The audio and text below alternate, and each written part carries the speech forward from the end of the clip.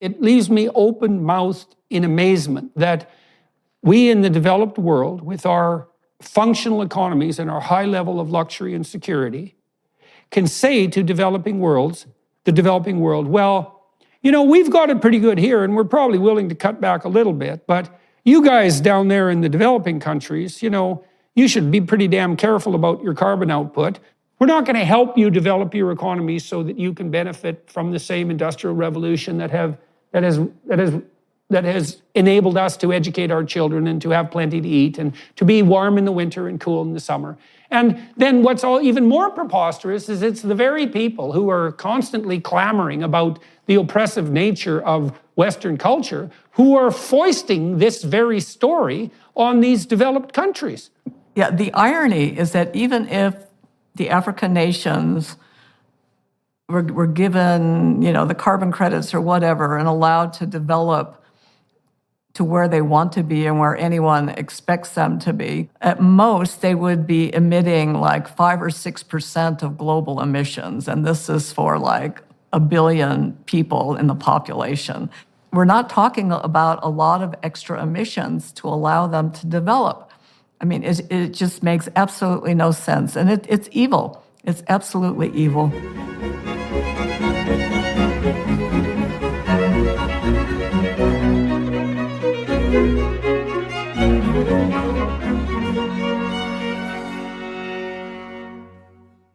Hello, everyone on YouTube and associated platforms. I'm here today with another climate denialist because, I've been racking those up. It's all part of my attempt to become the most reprehensible commentator on YouTube. And so, at least in the eyes of those who think they're my enemies. Anyways, I'm talking to Dr. Judith Curry today, very accomplished scientist. She's an American climatologist with a Bachelor in Science degree in geography. She earned that at Northern Illinois University, and a geophysical sciences PhD from the University of Chicago. Curry is the Professor Emerita and former chair of the School of Earth and Atmospheric Sciences at the Georgia Institute of Technology. She's had an accomplished career working with NASA, the US government, and numerous academic institutions in the field of climate change. A real scientist with 190 publications. Curry advocates, so reprehensibly, for a non-alarmist approach, acknowledging Earth's rising temperature with a grain of salt. The grain being in-field research and a refusal to shut the doors of science to those with contrary views and findings. In 2017, Dr. Curry retired from her position at the Georgia Institute of Technology, citing the poisonous nature of the scientific discussion around man-made climate change as a key factor. Curry co-founded and acts as president of the Climate Forecast Applications Network, a private company, which seeks to translate cutting-edge weather and climate research into tenable forecast products. Insurance companies, financial institutions rely on Dr. Curry to provide them with information that can guide them with regard to their future financial decision-making.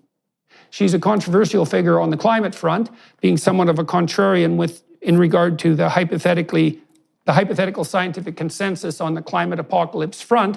So the first thing I'd like to ask you, Dr. Curry, is if you would walk people through your professional qualifications and to let everyone know why it is that you might be regarded as a credible commentator on such issues.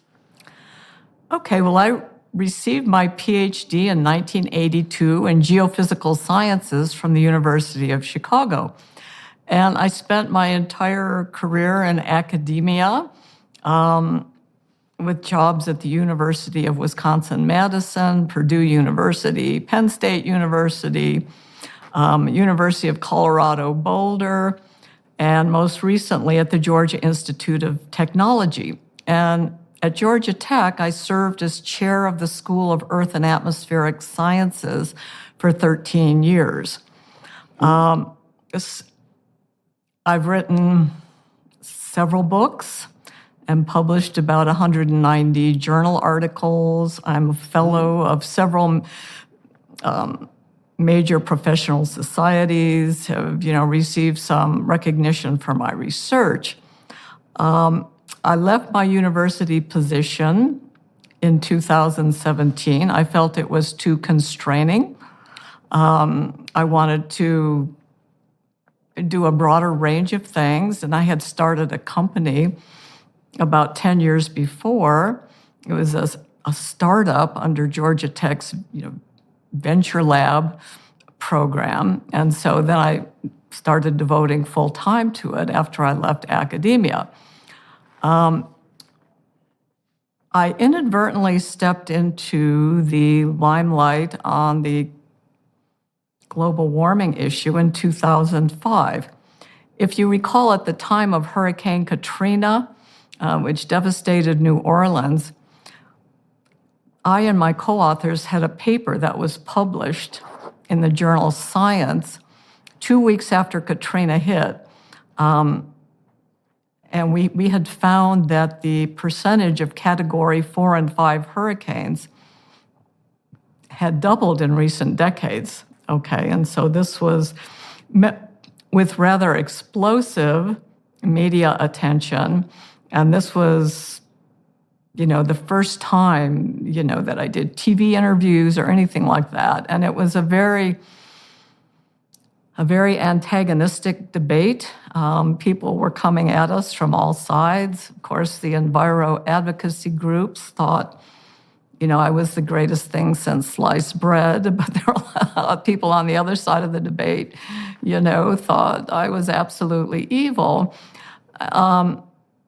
So for the first time, I started, giving a lot of public lectures, and people would invariably ask me questions that were, outside of my expertise or knowledge. Everyone was asking about the hockey stick, for example, or what's going on with the sun, and all these kind of things. I figured, oh my gosh, I really need to just step out beyond my personal areas of expertise and try to understand a lot more of this, so which I did.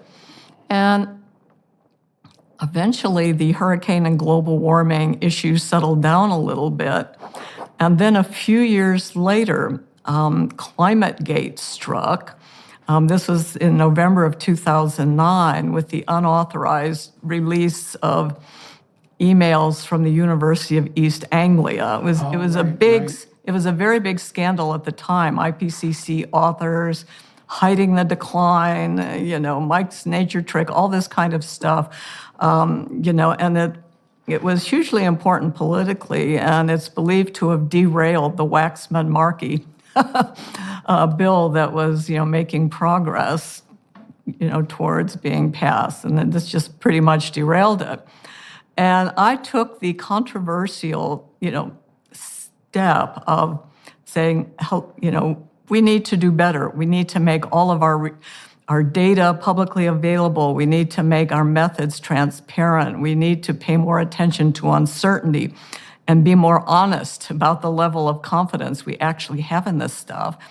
And we also need to pay attention to skeptics, and treat them with respect and, pay attention to their arguments and refute them if they're serious. And, to me, this sounded like motherhood and apple pie kind of thing. Right, absolutely. Okay, but the people within the climate community were very angry at me, saying that I needed to be more sensitive to the feelings of these scientists who were involved. I said, excuse me, no one was sensitive to my feelings during the hurricane and global warming wars. And also, I wasn't worried about their feelings. I was worried about the IPCC and the credibility of it, and what we should be doing about this. There were much bigger issues at stake here than the feelings of these scientists. Well, any scientist who talks to you about whether you're hurting their feelings when you're launching a discussion of the factual basis of their claims has immediately stepped outside of the scientific domain. I mean, one of the things I loved about being a scientist was that the rules of engagement at professional conferences, let's say, that were genuinely scientific in nature were pretty damn clear. I mean, we were discussing the empirical and statistical reliability and validity of your claims on a technical basis.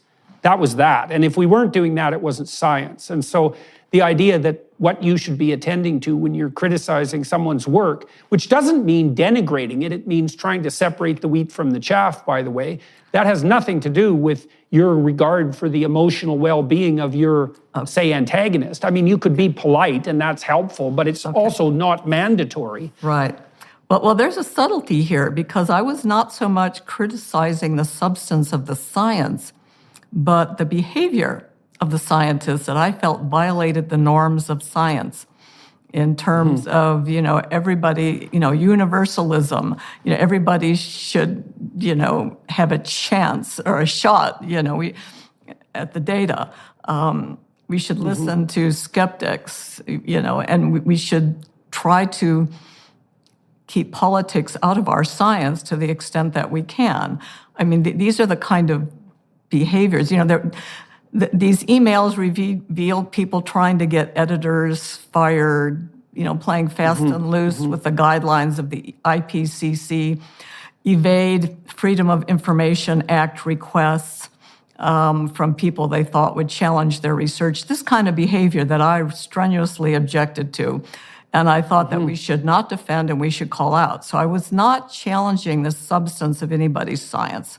It was really the behavior in the public debate. Well, right. On climate that change. is a form in some sense of methodological criticism, right? Yes. I mean, your point was that there's rules to the investigative process and the communication process, and politicization breaks those rules. And the response on the front of the climate apocalypse, let's say, you see this with biologists who are concerned about extinction from time to time too, is that, well, this issue is so important that it's unethical to abide by those normative principles because we need to do everything we can to draw as much attention to this looming catastrophe as possible, and in some sense, all is fair in love and war. And that would be fine if they were correct and 100% correct, possibly, although I still think they're violating the science-politics distinction. But when there's doubt, and there's substantial doubt here, then that's a real problem. I wanted to take apart some of the things you said. So you came at this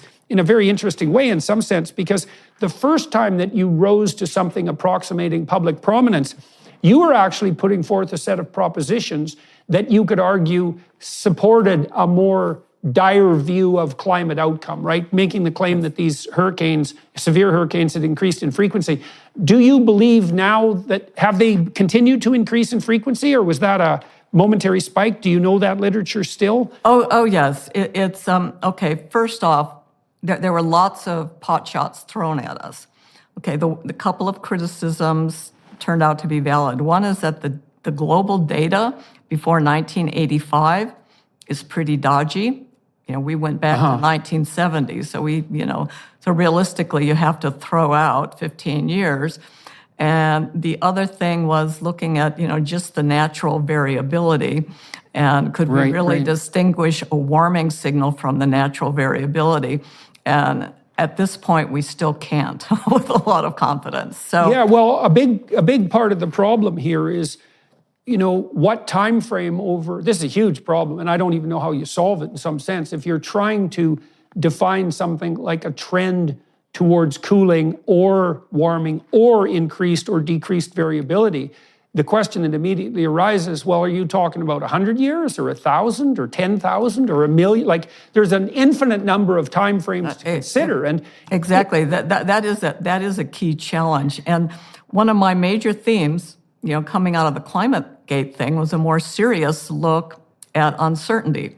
And I wrote a paper called Climate Change and the Uncertainty Monster.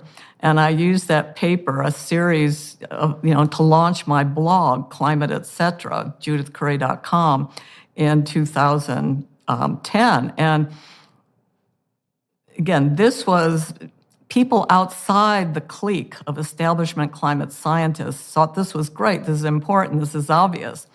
However, within the clique, they viewed me as trying to destroy a consensus that they had been trying to build for 20 years.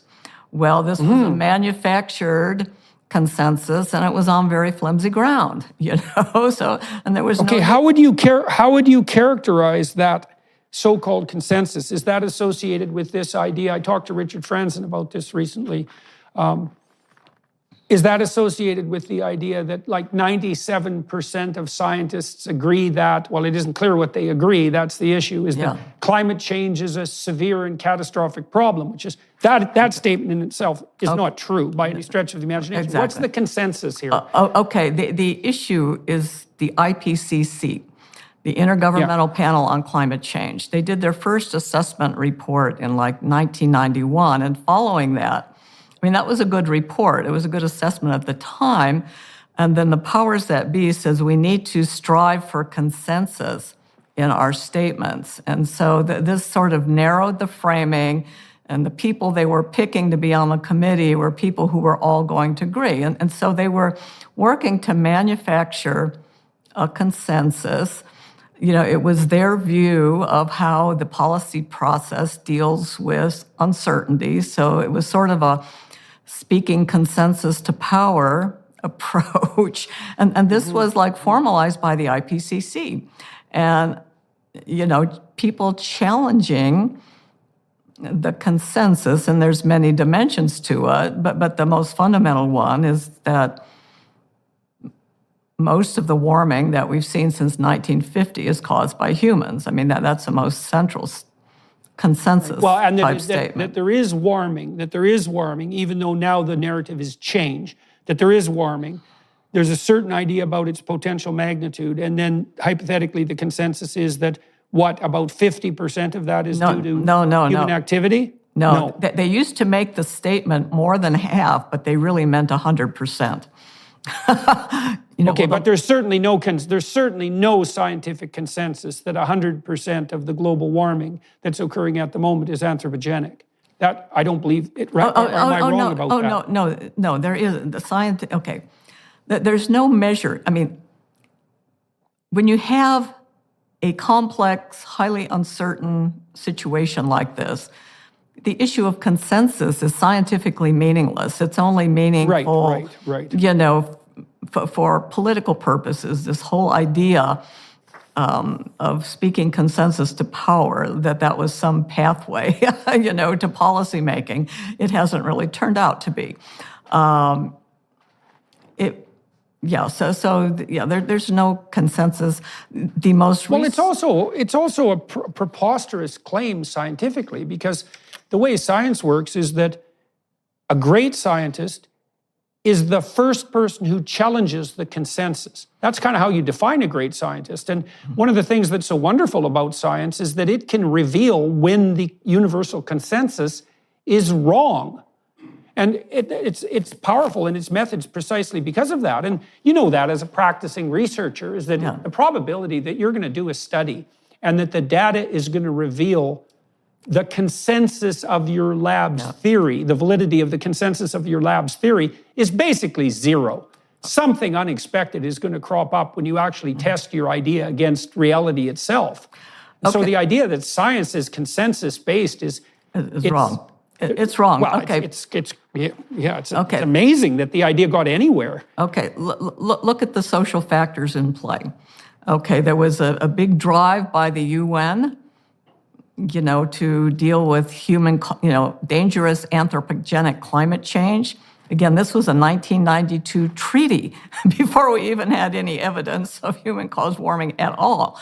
Okay, and then you had scientists become invested in this, you know, in their career goals and the funding that comes into the field and all of this kind of stuff. There was this sort of social contract between the scientists and the policymakers that perpetuated this situation.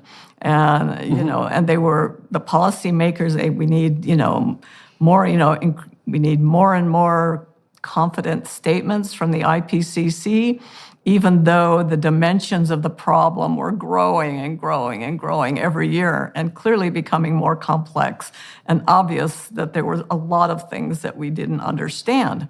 But there was this drive, Well, it's not as if the IPCC documents themselves are even that radical. I mean, my understanding of the IPCC documents is that the projection is something like 1 to 2 degrees of further warming with some increase in variability, especially in the polar regions and a small degree of sea level rise.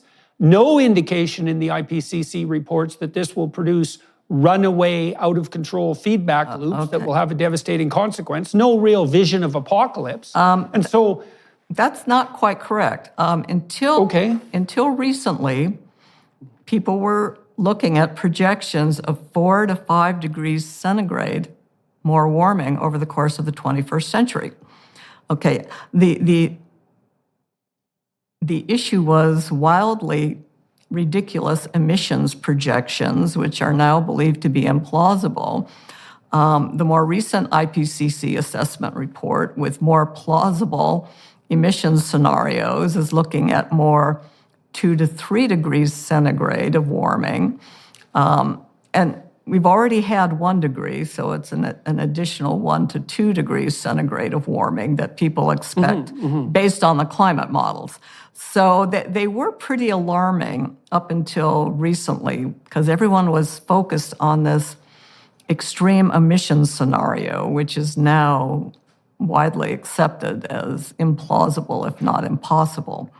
So there was a lot of alarm, and all the, when you talk about all the projections of extreme weather events, and we won't be able to grow wine in California, and crazy projections of sea level rise, all these projections were tied to that extreme emissions scenario. And it's taken the community a long time to reject it. In fact, this extreme emissions scenario was still the most widely used in the 6th assessment report, which was published only like 2 years ago.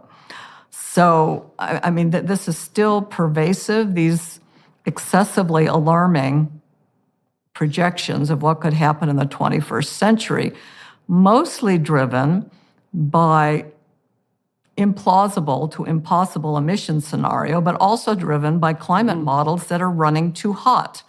Okay, let's go into that a bit. So I talked to Richard Lindzen about a week ago about the problems with models. He said, for example, that the models are based on cells, let's say, so those would be, the whole Earth can't be modeled, so you have to oversimplify it. You have to clump it into chunks, and the chunks are about 70 miles wide. They can't really model cloud activity very well. There's a lot of error in relationship to projecting and forecasting the effect of water vapor.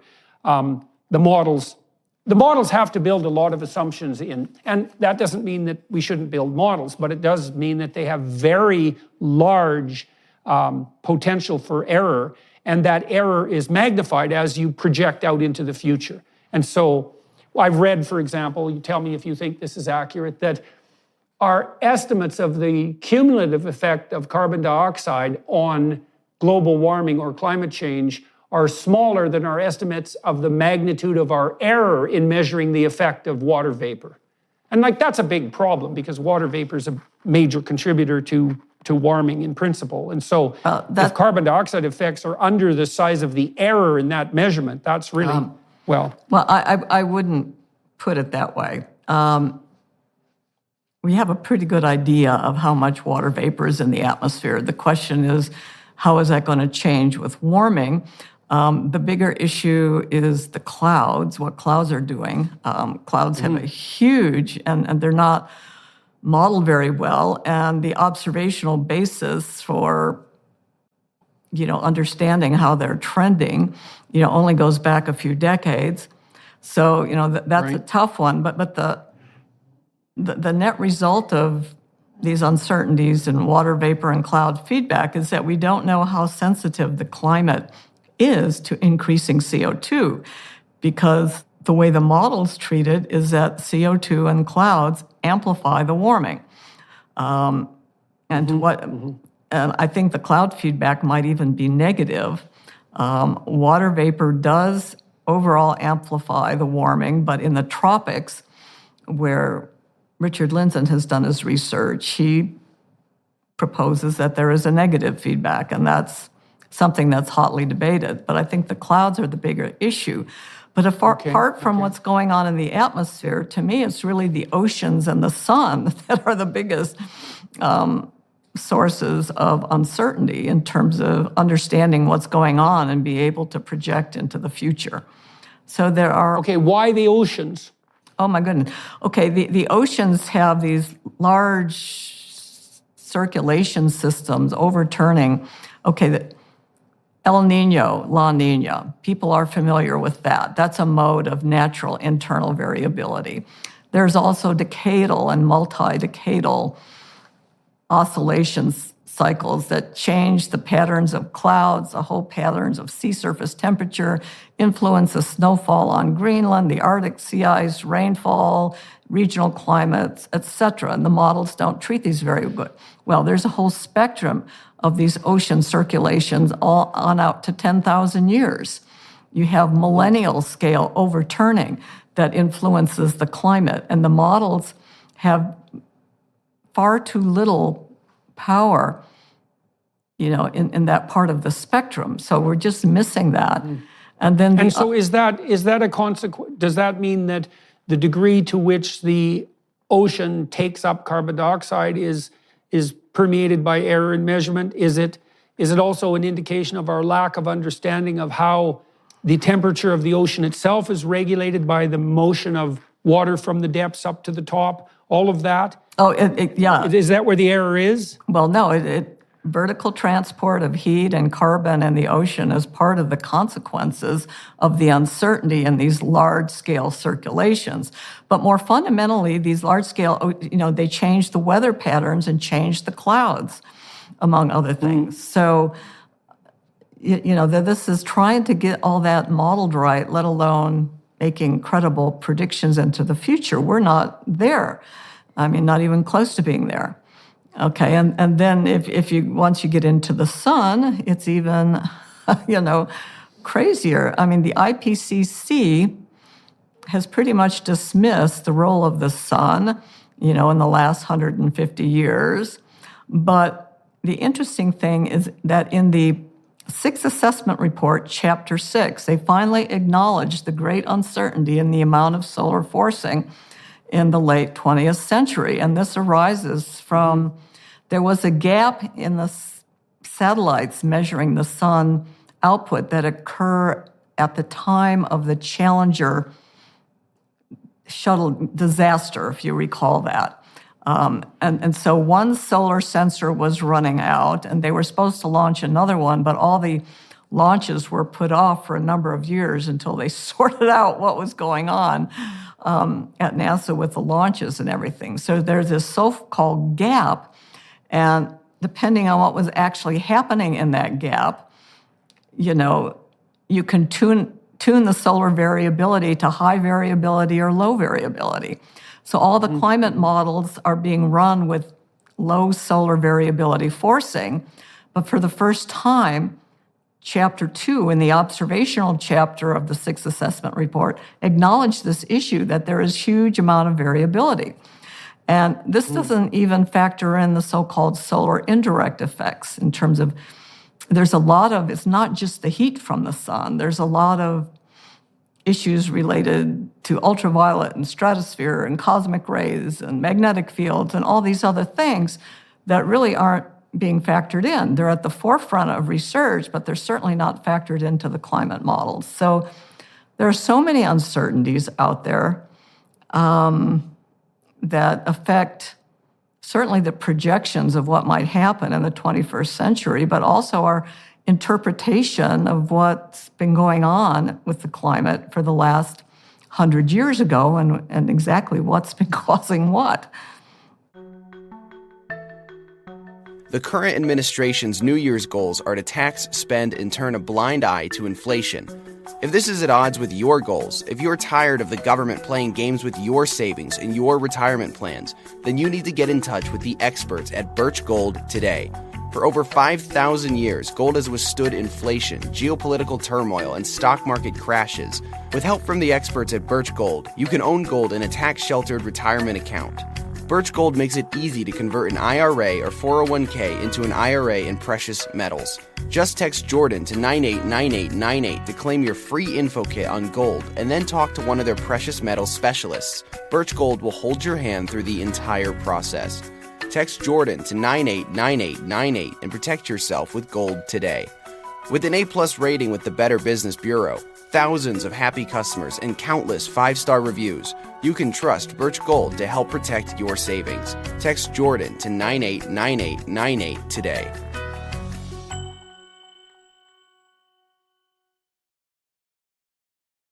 Well, so I would say that those who object to the line of reasoning that you're putting forward, I believe, would make an argument analogous to the following. They would say, well, look, we have, despite all the objections on the measurement front, we have pretty good evidence that there's a warming trend. We have reasonable evidence that at least a reasonable proportion of that is a consequence of anthropogenic activity, most particularly the production of carbon dioxide. The potential consequence of this could be apocalyptic 100 years down the road or 50 years down the road. Even with all those doubts in mind, it's incumbent upon us to take something like emergency action now so that we ameliorate this risk of apocalyptic transformation. And so this is just obstructionist, hand-waving your objections. And if you were moral and on board, you'd see that this issue is so serious and so apocalyptic that it's counterproductive to stand in the way of the amelioration. And so what do you think about that as a counter proposition? Okay, the weakest part of their argument is whether all this is dangerous. The sea level rise is, creeping up. The ice cap, Greenland, Antarctic, it changes from year to year with a little bit of melting, but there's no catastrophe looming on those fronts, and so they've turned to extreme weather.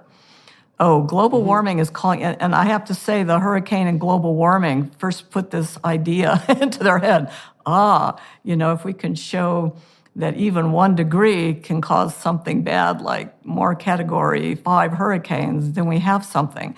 So this started this whole trend of every extreme weather event is associated with human-caused global warming, which just isn't true. Right. And if you look back, and they tend to go back to 1970 or 1950. This is the warmest year, the worst storm, or the biggest drought, or whatever, since 1970, maybe since 1950. But if you look to the first half of the 20th century, the weather was way worse, certainly in North America and over much of the globe also. Right now, in the U.S. West, we're being assaulted by these atmospheric river events, bringing huge amounts of rain and snow, which is going to cause flooding. It's still snow yet. And, this is horrible, global warming and everything like that. But if you go back to the winter of 1861 and 1862, 15 inches of rain fell in central California over a period of a couple of months, which huge floods over a very widespread area that lasted for absolute months. Okay, and paleoclimate evidence showed that these tend to happen about every 200 years or so, where you have this massive accumulation of these atmospheric rivers. So this is nothing at all unusual. So if you look back into the historical record, or better yet, the paleoclimate record, invariably you will find worse weather events. So that's part of the time frame problem, right? Is like, well, over what span do you evaluate these events before you draw your conclusions? And right. So, but you can't. So do you believe that any of the tipping point hypotheses? Franzen told me something interesting. This was kind of a technical proposition. He said that in complex systems with many degrees of freedom on the entropy front, so many ways they can potentially react, the probability of a tipping point positive feedback loop, like the runaway global warming or something like that, the melting of the Greenland ice caps because we hit a tipping point, said in complex systems that have multiple potential outcomes, that kind of all or none tipping point is unlikely. You get that more likely in a simple system that's characterized by the probability of radical state change, like water freezing, for example. And so I thought that I can't evaluate that argument. It's outside of my domain of scientific competence, but it struck me as an interesting idea. Well, to some extent, it's true. There is one sort of tipping point that we could encounter, and if this does happen, I would expect that human-caused global warming would play only a small part, and this is the West Antarctic ice sheet, which is an unstable ice sheet. So if you took the ice sheet away, the continent would actually be underwater. But what it is, you have this huge ice sheet that sits on the continent, and part of it's above water, okay? And it has an overhang. And and this is just a dynamically unstable situation, and it moves fairly fast. Underneath this ice sheet are lots of inactive volcanoes, even the occasional active volcano. So if these volcanoes became active and we had, a greater heat source under this, combined with sea level rise and a little bit of global warming, this could accelerate. And on the time scale of, 3 or 4 centuries, we could see this collapse, which could lead to a substantial sea level rise. So that's the one kind of, if we saw that happening, are there engineering ways of dealing with it? I don't know, but it was something that would be a slow process. But that's the only one of the so-called tipping points that I see could happen, because, if there's going to be some solid Earth, if the Earth wants to have an earthquake or a big volcanic eruption, there aren't a lot of, negative feedbacks in the Earth system to prevent that. So to me, Right. that's the one bad thing that could happen, but it would take centuries. But the other ones, I don't see it. So what do you think, when you look at the IPCC reports now and you look 50 years ahead or 100 years ahead, what would you regard as a credible representation of the so-called climate science? What do you accept the new IPCC prognostications, or do you think the models are so error-ridden that even the hypothesis of 1 to 2 degrees warming isn't reliable enough, even though it's the best we have? Well, the interesting thing is that the IPCC's Sixth Assessment Report, Working Group 1, they also sort of rejected the climate models to some extent. They were guided by them in their projections, but they also, defined a plausible range of climate sensitivity and looked at the projections from there. So even the IPCC is stepping back from the global climate models as being useful for projections. And people are going to these climate emulators, these simple climate models. Well, for this amount of warming, run it through a damage model or an economic assessment model or something like that. So people are really stepping back from these big global climate models, and it's about time. And one of the innovations that I've been undertaking in my projection work, and this is what I do for clients of my company, Climate Forecast Applications Network, is that I look at it. I don't just look at the IPCC scenarios, and I choose the low-end ones because I think those are more credible, but I also look at scenarios of what the ocean circulations could be doing, scenarios of volcanic eruptions, and solar variation scenarios, and try to put forward a broader range of what we might be looking at. And so I have a network-based approach to combine all this into producing a much broader range of scenarios. And at least over the next 3 decades, the natural variability piece of this is pointing towards cooling rather than amplifying the warming. It would tamp down the global warming of whatever magnitude it is from fossil fuel emissions. So that's the approach that I'm taking. Okay, so let's go into that a bit. Earlier you indicated that you left the university in 2017 to pursue an entrepreneurial activity that you had initiated at Georgia Tech. And you just made allusion to that again. So tell me, if you would, how you are modeling, and you've laid out some of the conclusions, but who's interested in your models, and obviously you're doing this on an entrepreneurial basis, so people are willing to pay you for your opinion, which gives, I think, some, what would you say, indication of their faith in its credibility, because people are actually spending money on it. Like, how are your models different than the models that are more broadly publicized, let's say, and who is it that is paying you to produce these models? Why is there interest in that, and why are they doing it? Okay, well, insurance companies, financial institutions have an interest in Atlantic hurricanes. What are we looking at over the next 3 decades in terms of Atlantic hurricane activity?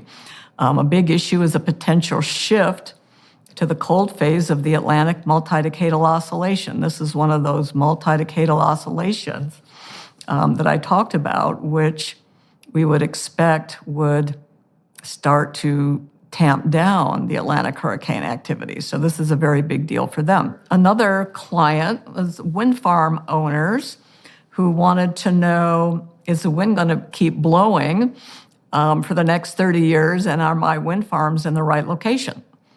Okay, they wanted to know that. Some electric utilities want to know, what could we be looking at in terms of like how frequent these really bad situations could be, for renewable power, like a massive cold air outbreak that lasts for weeks, the wind doesn't blow, and it's wintertime and there's no sun. How bad can it get, and how frequently might these occur? So these are some of the things that I've been looking at. And also people interested in sea level rise projections, in their particular location, looking at scenarios of what their location. A lot of interest from people in Florida, San Francisco, along the Atlantic coast. What could we be looking at? Yeah, we see that those projections from the IPCC. Which of those should we believe? But we already know that, how are the ocean circulation patterns going to influence their local sea level rise? What kind of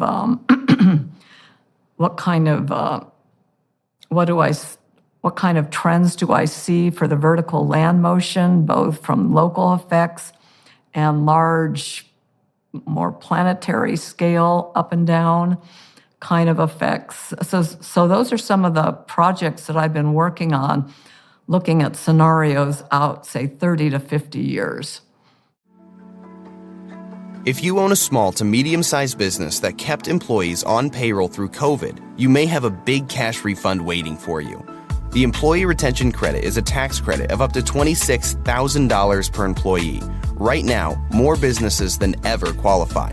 The experts at RefundsPro.com can help you cut through the red tape and qualify for this government program. Most of their refunds are over $100,000. Even businesses that have received PPP funds may be eligible.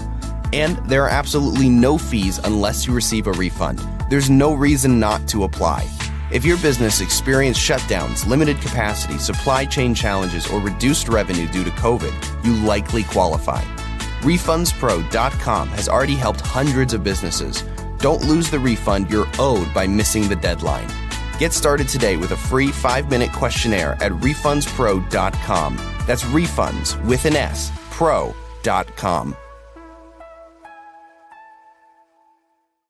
So why do these companies believe that your models are credible enough for them to pour economic resources into? And why do you believe that your models are credible enough to provide them with accurate guidance? I mean, we talked about some of the limitations of models. And so what is it that you're doing that is credible to the companies? And why do you believe scientifically that you're providing accurate information? Okay, the first thing that I did, and I did this before most other people did, I say, look, you're wasting your time looking at that extreme emissions scenario. If you look at the International Energy Agency, their scenarios show emissions being fairly flat for the next several decades. And I think this is a much more plausible scenario. So let's focus on that one. And this is apart from trying to predict what policy's going to do and how much they're going to change, but the thinking is now that emissions are going to stay fairly flat for the next few decades. And I saw this, and I saw the journal publications, and this is what I was pushing to my clients. If you want something realistic, this is what you should be looking at. The other thing is not accepting the extremely high values of climate sensitivity to CO2 doubling. I don't go as low as Richard Lindzen does, but I'm certainly on the low end, and I justify why, to them, based on publications, including some of my own, why we shouldn't be looking at these very high sensitivity values. And I run it through a range so they can look, but I'm saying, so I give them all the scenarios they want. I'll give the high emission scenario, I'll give the high climate sensitivity, low climate sensitivity. I'll say my best judgment is that this is what it is, but then I uniquely put in scenarios of the natural variability. And they really like this. They get it. I mean, they've seen it.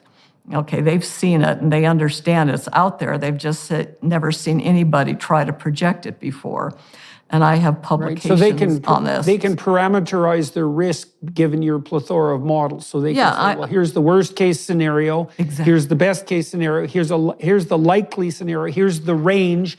And then they can calculate how to mitigate their risk across those scenarios. Right? Exactly. I mean, and a lot of times they want to know, well, what's the worst case? What's the worst plausible case?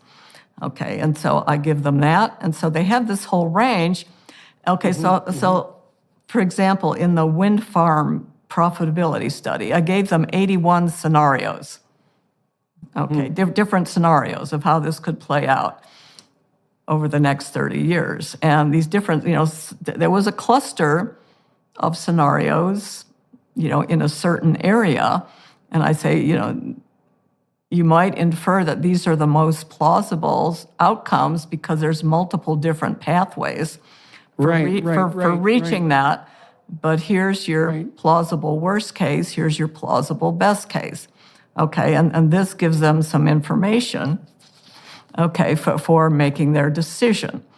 Right. So you admit right up front, in some sense, that there are inputs into your models that are somewhat arbitrary, right? That you have to decide about, and those might be, for example, your projections of carbon dioxide output, and then you say, given a variety of initial assumptions, here's a variety of outcomes, but a lot of the models tend to converge at this vision. This range of visions. And so if the convergence of multiple models constitutes evidence, which we generally assume it does, then this seems to be the most plausible pathway, right? And so how does that differ from the IPCC approach? Okay, well, I don't say it's first they neglect all the elements of natural variability that I conclude. They're not giving scenarios of volcanic eruptions. They're not giving different scenarios of sun activity. They don't have, they have a bunch of different scenarios of what the internal ocean variability is doing, but I can anchor it more closely to what the observations are and my own network model in terms of what the plausible trajectories are. So I'm giving them a more plausible trajectory for the ocean oscillations. And generally, going out 30 years, these other scenarios are cooler than the IPCC scenarios. Well, and do they actually point to cooling or just less rapid warming? Some of them go as far as cooling, okay, and others are less rapid warming. And there have been a number of publications, you never see them publicized, that show for certain combinations of these ocean circulations or volcanic eruptions or solar activity that you could see cooling for a decade or two during the 21st century. That could happen. And the IPCC AR6 did, if you read the fine print deep in the chapters, you'll see these papers referenced and it is acknowledged.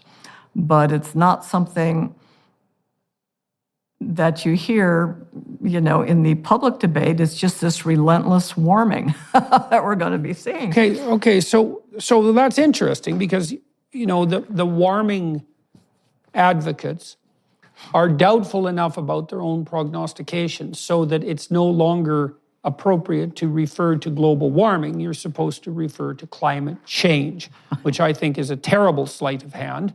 But in any case, that's what's happened. But nonetheless, the apocalyptic prognostications are still predicated on this idea of warming. Now, your claim is that the consensus that might be apocalyptic was never there to begin with, and the initial estimates of the magnitude of warming were out by about a factor of 2, partly because people accepted equally apocalyptic, in some sense, prognostications of carbon dioxide output. But then you're taking that further. You're saying that the models are so prone to variability that there is some non-trivial possibility that there'll be a global cooling trend over the next 30 years instead of a global warming trend. And so in the face of all that, someone might ask themselves, well, if the situation with regards to these models is as uncertain as you suggest, and also, it's interesting, just as an aside, that financial companies will pay you for your prognostications, which is another form of validation of your opinion. Why in the world are we stampeding madly to spend untold, literally trillions of dollars trying to ameliorate a problem that we haven't properly measured? Like, what's going on here as far as you can tell? Okay, you have to go back. Okay, the policy cart has been way out in front of the scientific horse from the very beginning. In the 1980s, the UN Environmental Program, was looking for something. We hate capitalism. We don't like the oil companies. We like world government, all this kind of thing. And they latched on to the climate change, the CO2 global warming is what it was called back then, and this seeded, the formation of the UN Framework Convention on Climate Change, and there was a treaty signed by 192 nations in 1992, including the U.S. Okay, this was before we knew anything. We had to avoid dangerous anthropogenic climate change before we had any idea of any of this. And so this framed the climate problem, in a very narrow frame. All of climate is now caused by CO2, and by definition, warming is dangerous. Why was that such an attractive political hypothesis? Like, why did politicians decide that in the absence of this, stringently produced scientific evidence, that the proper place for the world's political community to focus was on the cardinal danger of global warming that was anthropogenically produced? Like, what the hell is going on there? Especially because it's so expensive.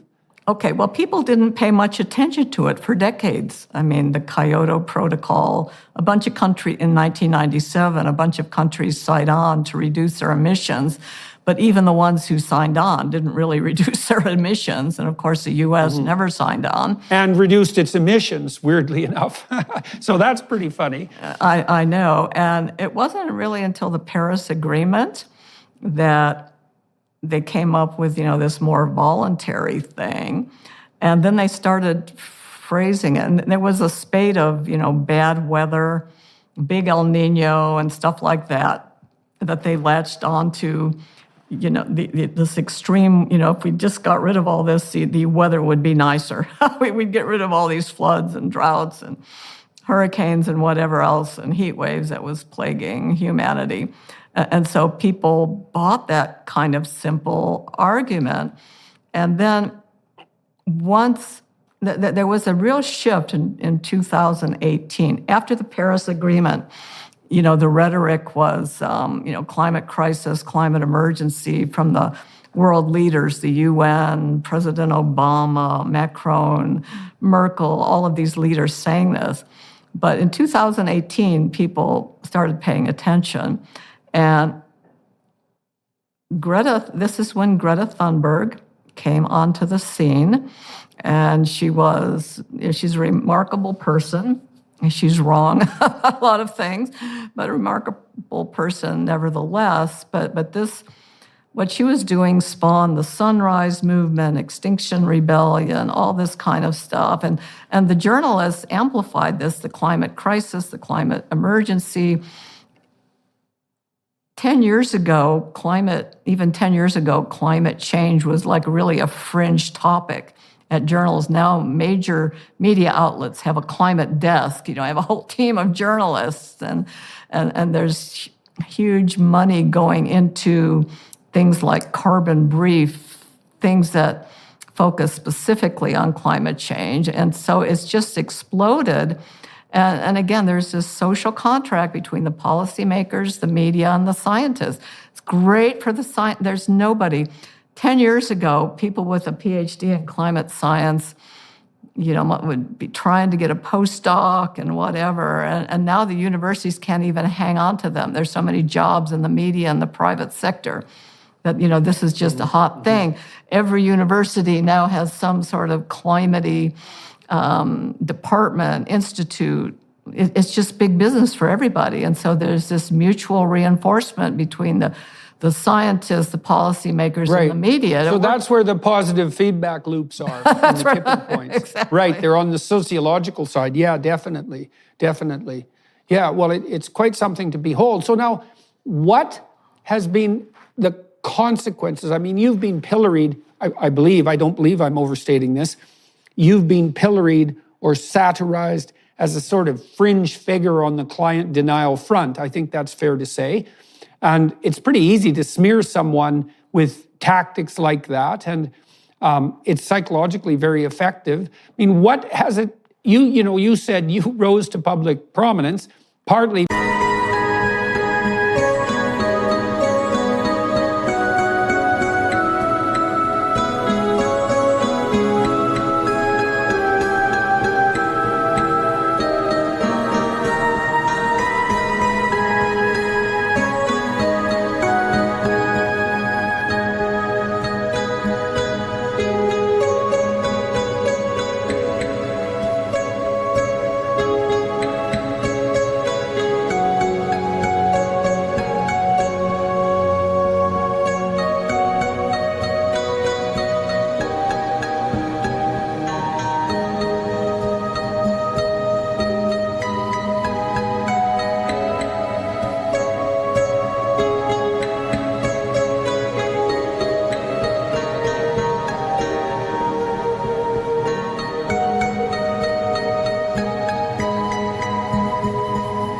Because you formulated an argument, at least to begin with, that could be latched onto by the climate apocalypse, and quite effectively. But then you produced all sorts of other material, producing a mitigated view. What's been the consequence for you of being involved in this? Okay, let me tell you what my sin was. People don't object to my science. I mean, I'm within, the likely range of the IPCC for the most part, on the low end. But, it's not fringe perspectives. And I commonly cite the IPCC. What happened, the reason I was shuffled off into denier camp is because I criticized the behavior of climate scientists. I criticized the IPCC for some ethical violations, as well as not paying enough attention to uncertainty. So that was my sin. Okay, I offended and criticized the grand poobahs of the climate community. And then I was very quick, and most importantly, in, 2011, I criticized Michael Mann's hockey stick on my blog.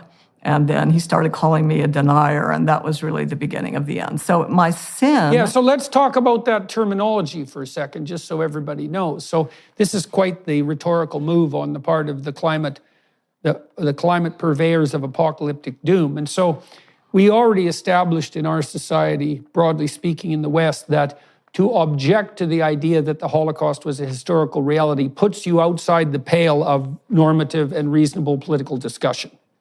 And so you can be a Holocaust denier, and if you are such a creature, then you're lumped in with the Nazis and put on the shelf for no further contact, right? You've entered the realm of the reprehensible. Now, one of the most effective rhetorical moves of the people who were making a great living or putting themselves forward morally as climate apocalyptic doomsayers was to target people who objected to their views with terminology that was derived directly from that rhetorical move. So now if you're a climate change denier, the connotation is you occupy the same category morally as people who refuse to believe on the grounds of their appalling anti-Semitism and their blind historical ignorance that the Holocaust was a historical reality.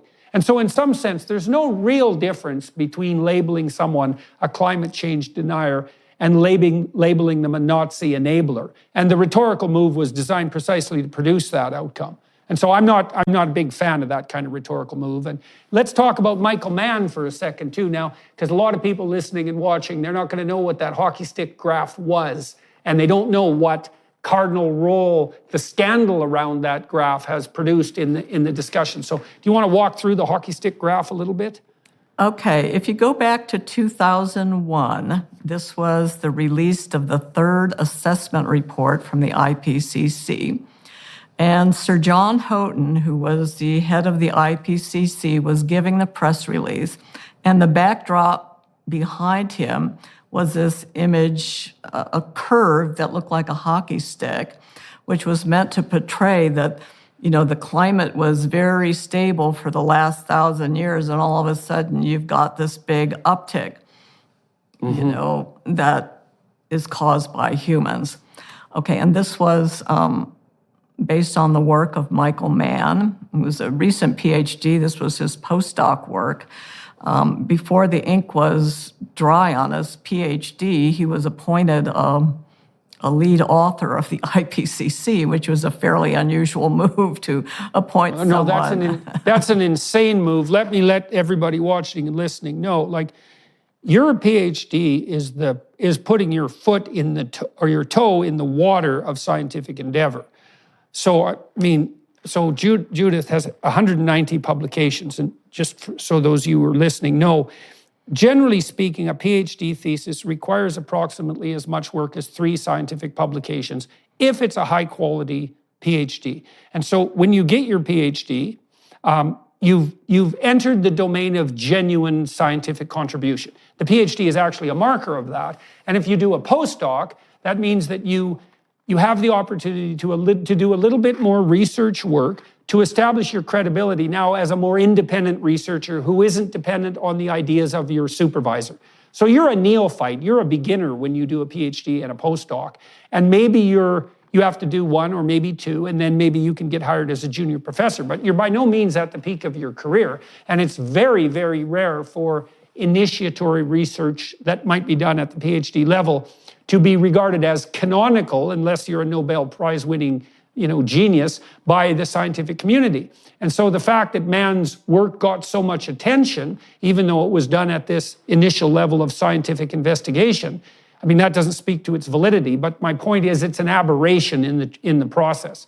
And it also points to this problem we discussed earlier of time frame. I mean, when you construct graphs, you can play with their psychological impact in all sorts of inappropriate ways. You can expand and contract the time frame, you can expand and contract the scale on the left, and you can make what's really a small effect across some historical span of time look big by playing with the scale, and you can make an effect that isn't very large temporally speaking by shrinking the time scale of evaluation. And so the Mann's graph showed this uptick in climate transformation that was attendant on human industrial activity, but he picked a very narrow time frame and a very particularized scale so that this maximized the psychological impact of the graph. Mm-hmm.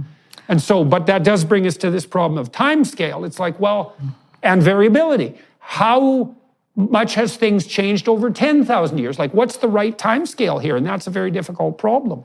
Well, the issues of the hockey stick were not so much that. The trigger, the hockey stick trigger, important one is around 2000.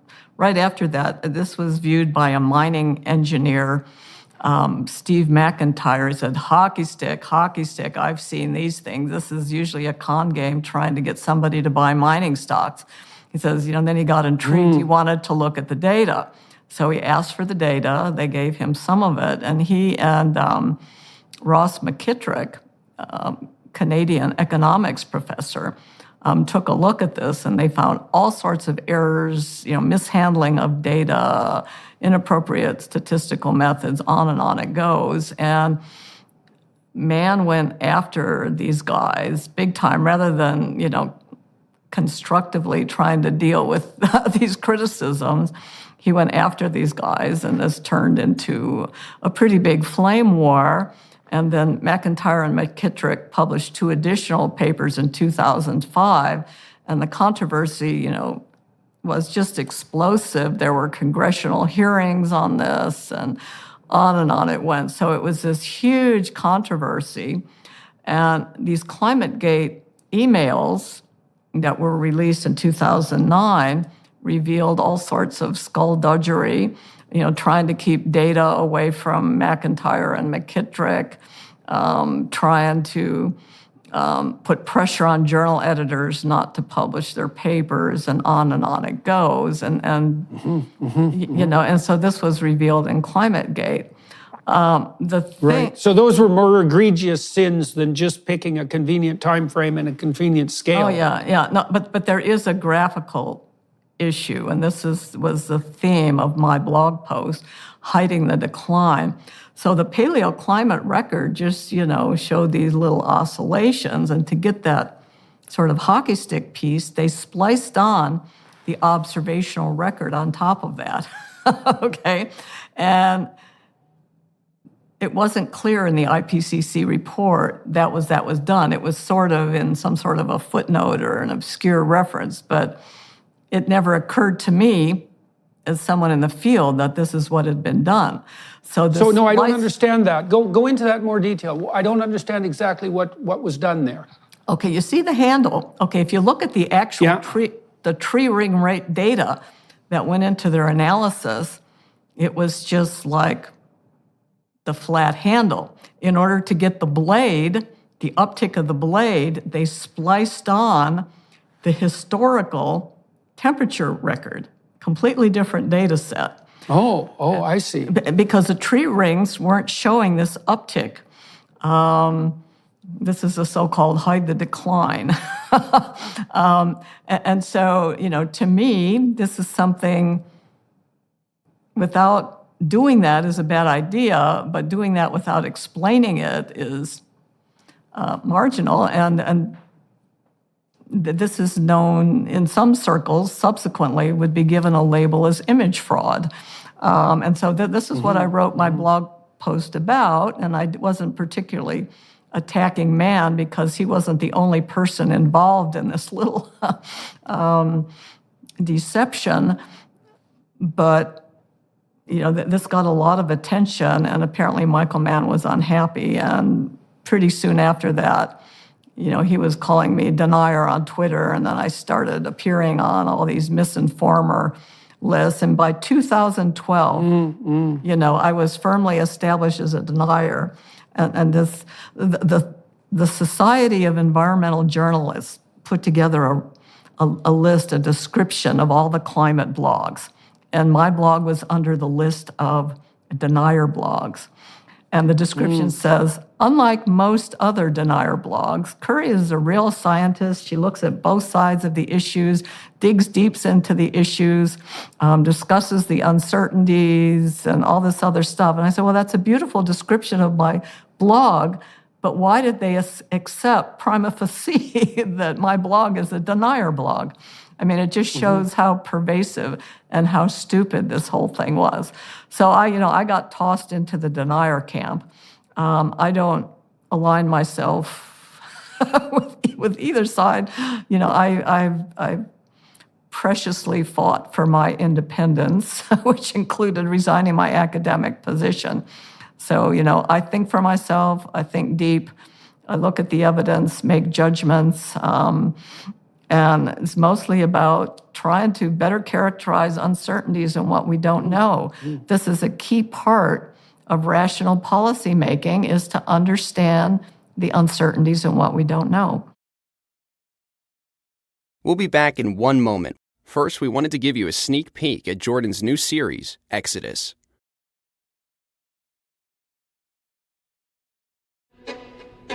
The Hebrews created history as we know it. You don't get away with anything. And so you might think you can bend the fabric of reality and that you can treat people instrumentally and that you can bow to the tyrant and violate your conscience without cost. You will pay the piper. It's going to call you out of that slavery into freedom, even if that pulls you into the desert. And we're going to see that there's something else going on here that is far more cosmic and deeper than what you can imagine. The highest ethical spirit to which we're beholden is presented precisely as that spirit that allies itself with the cause of freedom against tyranny. And yes, there is that exactly. hope. I want villains to get punished. But do you want the villains to learn before they have to pay the ultimate price? That's such a Christian question.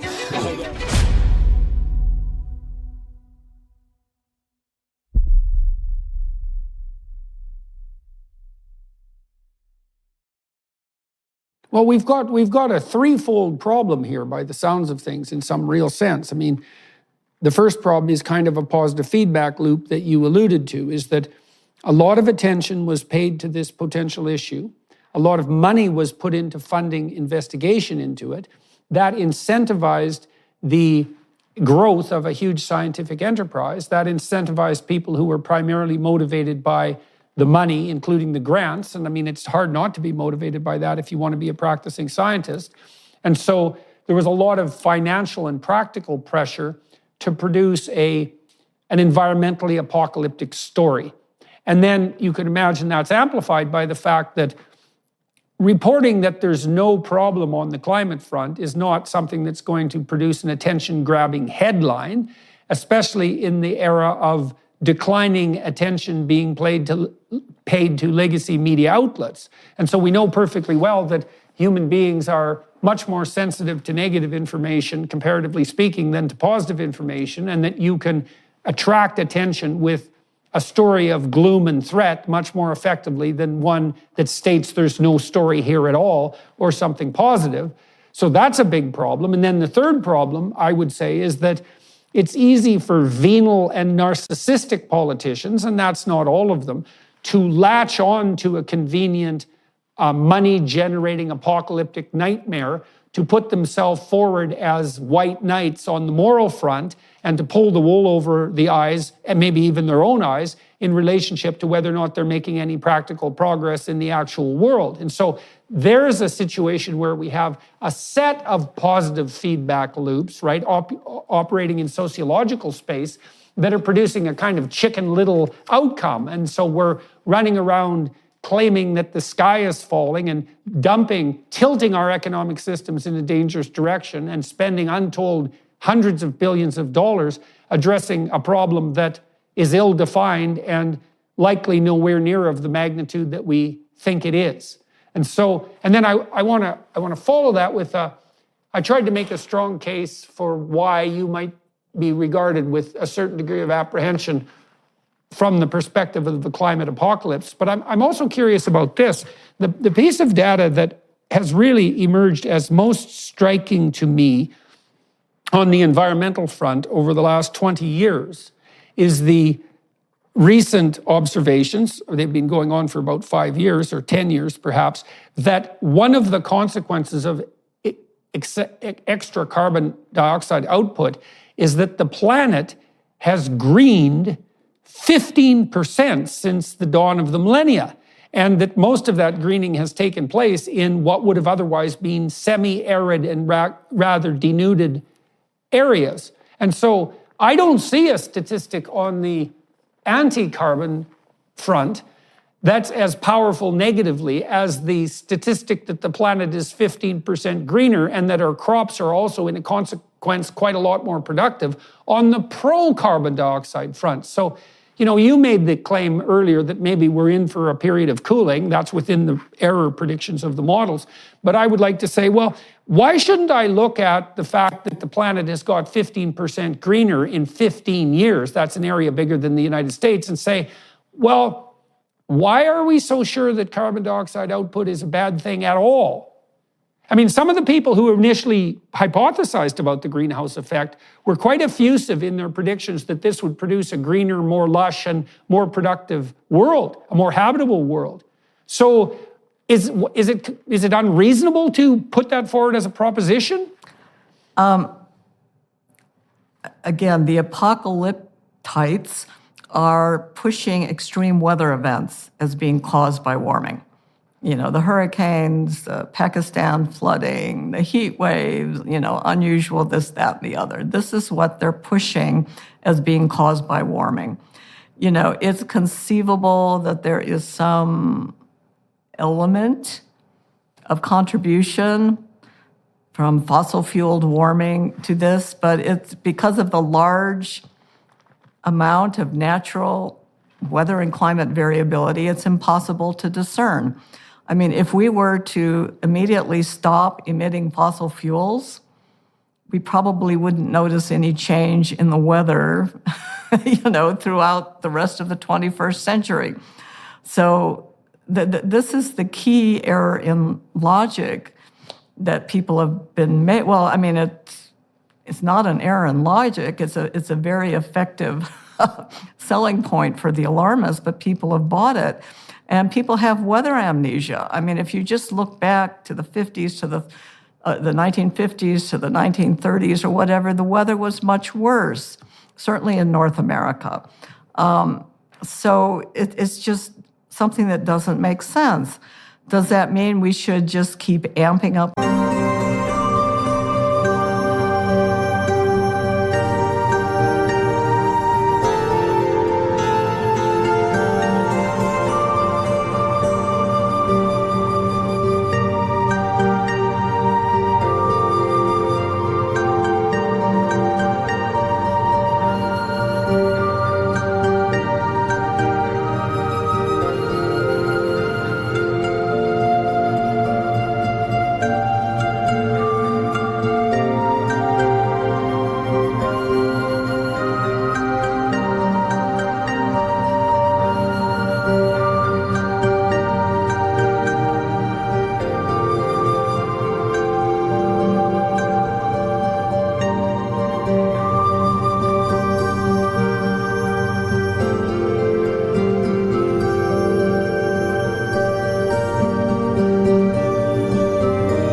Fossil fuel emissions? No, we just really don't quite understand the consequences of this, but neither does it imply that we should urgently reduce emissions and disrupt the global energy systems that will make people less well off and more vulnerable to whatever extreme weather and climate events might happen to occur. So we're hurting ourselves. We're not doing much in the way of reducing emissions anyways, and we're just making ourselves less prosperous and more vulnerable to extreme weather events. Well, okay, so there's two consequences of that, I would say. The first is, if we do make people less well off by making energy much more expensive, by restricting fossil fuel use, like unreasonably, let's say, or by not pursuing nuclear power, for example, as an alternative, the major consequence of that will be that a lot of poor people who are right on the edge, and there's lots of them, are poorer than they need to be and will be, off the edge. And the consequence of that is, as you already pointed out, that if anything untoward does happen on the weather front, they're going to be much more vulnerable to that. Distinguishing between infrastructure inadequacy and weather catastrophe is very, very difficult. Even when Katrina hit New Orleans, you could say that it was a natural disaster, but you could also say it was an abject failure of planning, because the Army Corps of Engineer dikes were only designed to withstand a 1 in 100-year storm, whereas when the Dutch built dikes, they designed them to withstand a 1 in 10,000-year storm. So whether that was a natural disaster or a consequence of human foolishness is not precisely obvious. And the same thing applies on the energy front. If we impoverish the already poor by making energy expensive, not only do we expose them to much more risk to life and limb, let's say, and property, but we also decrease the probability that those self-same people are going to be able to take an environmentally oriented view, because the data indicates that if you can get people up to producing or benefiting from economic growth to the tune of about $5,000 a year in average GDP, then they start to take a medium to long-term view of the future and start to attend much more carefully to what you might describe as environmental concerns. So panicking about climate in the way that we're doing, if the consequence is to raise energy prices and impoverish people, looks like it's going to kill more people, first, because they'll be more vulnerable, and second, that it's going to deliver us far fewer people who are capable of taking the kind of medium to long-term view of sustainability that would be actually beneficial to producing a more livable planet. And I still want to ask your opinion about the greening. Yeah, the greening's happening. I think it's attributed mostly to carbon dioxide, but also more rainfall and warmer temperatures. Help. So the greening is definitely a benefit. That the greening is happening over a big portion of the globe, actually. So it's clearly a benefit. Well, it's also so perverse, because one of the it's perverse is the fact that the Americans decreased their carbon output by returning to fracking. Nobody predicted that. But here we have a situation where not only is the planet not getting browner and drier, which was the apocalyptic vision, but many of the areas that were really brown and dry, like the southern edge of the Sahara Desert, are actually seeing the ingress of vegetation in a manner that's, well, unprecedented even up to 15 years ago. And so, not only is that not what was predicted, it's the very opposite of what's predicted. And it's the opposite in a very, very massive manner. 15% increase in greening is it's almost beyond comprehension. As I said, that's an area bigger than the continental United States. And then to say as well that that's also produced quite an increment in the productivity of human crops and enabled us to grow more food in less area. It's like those are facts that need to be taken with dead seriousness. They're very positive. Perhaps, you could argue that maybe that rate of vegetation change brings with it threats that we haven't yet envisioned, and that could be the case. But nonetheless, it certainly isn't the spreading of the deserts that we were led to be apprehensive of. Well, that's correct. Again, the framing of this, going back to 1992, was around dangerous anthropogenic interference in the climate system. So the focus was on dangers. They were looking for dangers. The benefits, weren't even acknowledged until maybe the fifth assessment report in the IPCC.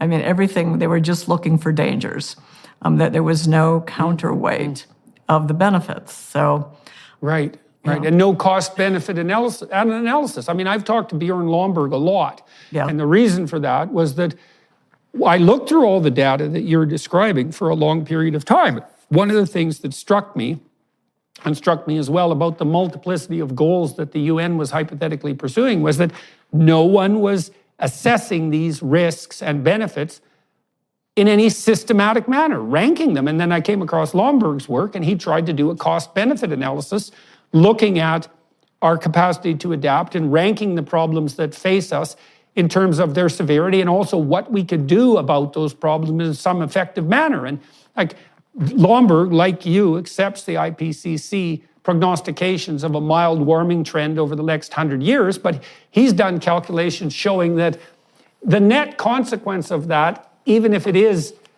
somewhat detrimental economically, if we factor all those costs into account, is that we'll be more rich than we would otherwise be, right? Because our GDP is going to increase something like 400% on average in the next 100 years. And one of the negative consequences of global warming will be that it'll be slightly less than 400%, and that it's clear that we can manage that in any real sense, and that we're very good at adapting to a huge range of weather situations and climate scenarios. Some of us live in damn near Arctic conditions, and other people live in the desert. And so it's not outside the realm of human adaptation to adapt to a 1 or 2 degree climate transformation. And animals should be able to do the same, assuming that we don't, that we're reasonably intelligent on the environmental conservation front. And so, I don't know, are you aware of Lomborg's work? Oh, what yeah. do you think of? Oh, yeah. No, Bjorn and I are in close contact, and I'm very well aware of what he's doing. And he's doing a very good job of making those points. The thing that, the UN has the 17 sustainability goals. I think the first one is to eliminate poverty. The second one is to eliminate hunger. Maybe number 7 is energy, affordable energy for all. And then number 13 is climate action. And you've got to wonder, how did climate action, even one piece of that, which is, elimination of fossil fuels, come to trump elimination of poverty and elimination of hunger? Development aid from the UN, from the World Bank, and whatever is now focused on mitigation. The traditional objectives of economic development and help with adaptation, those are put on the back burner. Right. That's insane. In favor That's of insane. mitigation. Yeah. And this is making that's insane. This is making people less well off, and we're squandering opportunities for human development, and for senseless objectives that aren't expected to improve anyone's life over the course of the 21st century and could very well make us all worse off. Okay, so so this is part of the incomprehensibility of this to me, because it looks to me like a lot of the arguments, for example, that would force us to take the apocalyptic prognostications of the doomsayers seriously, the moral arguments go something like this. Well, 100 years, if there's a lot of climate change, it's primarily going to be the world's poor who pay the largest price for that, the world's poor and oppressed. And to mitigate against that, we have to adopt policies that, however painful they are in the short term, will mitigate against that because of our concern for the long-term viability of, let's say, these poverty-stricken people. But the problem with that is that the models aren't very reliable, and it's absolutely 100% certain that if we raise energy prices, which we have been doing quite effectively, and food prices, we're going to make life much more difficult for impoverished people throughout the developing world right now. And in a way that's going to kill plenty of people, and it's certainly going to deprive many others of educational opportunity and optimal nutritional input and all of that. 100% certain that's going to occur. But the moral aspect is, well, we shouldn't be doing things that would endanger those people who are oppressed and poor. But the policies we're pursuing do precisely that. So I'm still left with this complete incapacity to understand how this can possibly be the case. I don't get it, because there's lots of other things we could be doing. Well, leaders in Africa are quite outspoken. They're on the front lines of being the victims of all this. They refer to green colonialism, energy apartheid, that they're facing over this global warming policies. Right. And they can't get loans from development banks to build. They have plenty of natural gas, coal, a lot of fossil fuel resources in Africa. They can't get loans to build their own power plants. The only thing that they're able to do is sell their fuel to Europe.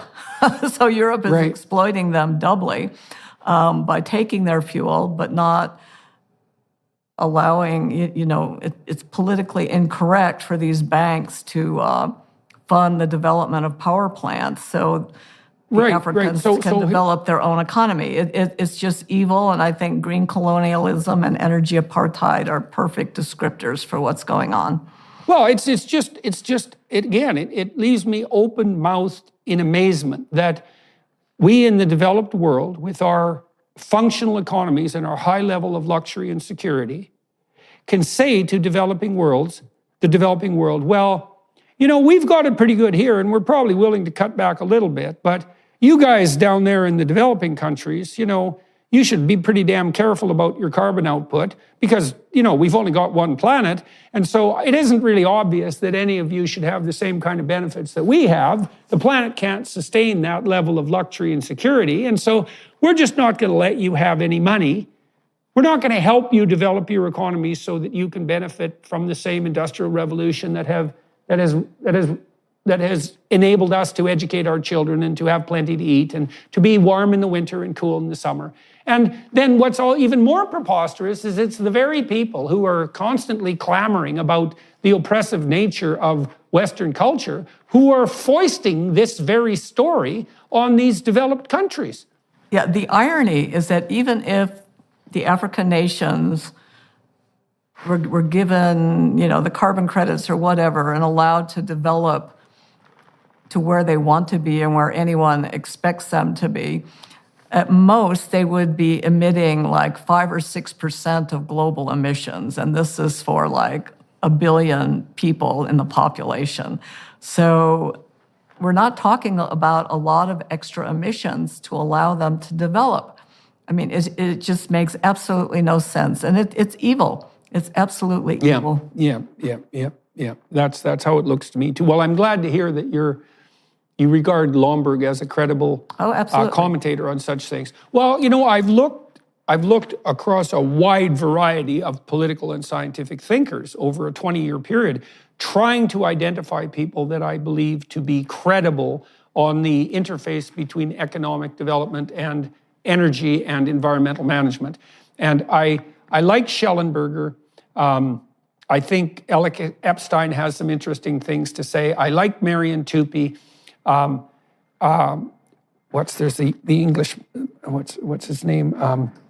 Richard Toll? Matt Ridley. I think Matt Ridley is good. Mm-hmm. Yeah. And so, but of all those people, I think Lomborg has done the most credible job. And he's also been given a damn rough ride in the media. I mean, he's doing pretty well now, I think, promoting his message, which is what he lays out is such a lovely scenario because he shows how much good we could do in the world, especially with regard to the amelioration of absolute poverty and the provision of education, at such a tiny fraction of the amounts of money that are being devoted to this insane, prevention of a non-existent climate apocalypse. And I've been doing everything I can for whatever it's worth to draw attention to his work. But, the fact that he's been pilloried, like you've been pilloried, makes it, there's always a question lurking in the back of my mind. It's sort of like, where there's smoke, there's fire.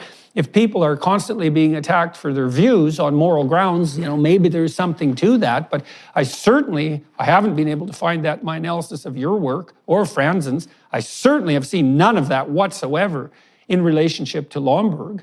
So the mystery still remains for me. Okay, they went after Lomborg early on, 2003, whatever, following his book, The Skeptical Environmentalist.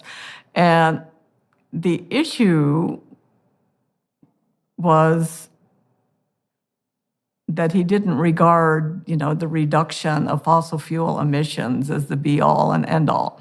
That there were more important things to do. And for that, he got labeled, that was a very dangerous perspective because they were just so set on this one particular policy. For reasons, for poorly justified reasons, and for reasons that became harder to justify as time went on. And they're still stuck on this. And it just defies logic. And it's going to cause a lot of damage in the world.